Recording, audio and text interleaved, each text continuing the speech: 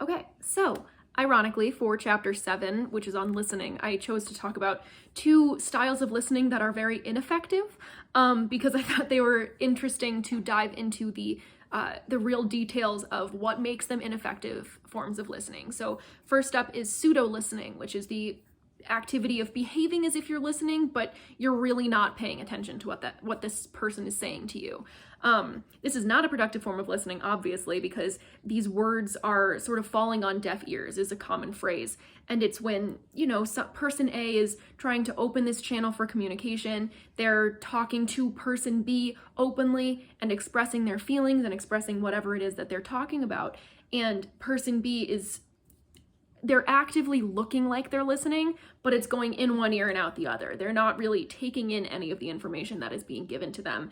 And pseudo-listening, often I could see this happening in a scenario in which, maybe person B, the pseudo-listener, is just really tired of listening to person A. Maybe person A has been talking about their annoying ex for hours, and they can't be honest with how they're feeling about person A's ex, because if they're honest, they might hurt their feelings. So person B instead puts on a front of still listening, still actively engaged, not ignoring them, but they're really just forgetting the words as they're coming in because they don't really have the capacity to respond to them at that point.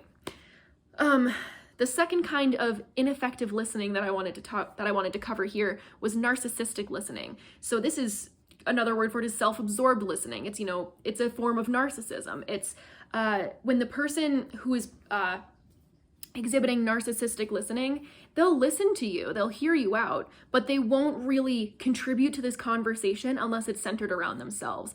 So let's take the same situation of person A talking about their annoying ex, and person B is the narcissistic listener. They'll listen to you for a short period of time, but eventually they're gonna probably come back with something like, okay, well, my ex is way worse. I want to talk about this thing that he did that really pissed me off, and this is gonna make your ex seem like a prince.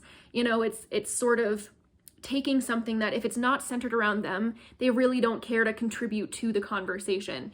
They're very difficult to communicate with, this style of listener, because it's pretty much as effective as pseudo-listening. It's the words that are trying to be communicated are not fully being received by the second person in this scenario. So neither one of these are great listening skills or listening tools to exhibit, but they're important to be able to identify if someone is pseudo-listening, or you find yourself doing a narcissistic type of listening to a friend and you realize, oh man, I wasn't responding the way that I should.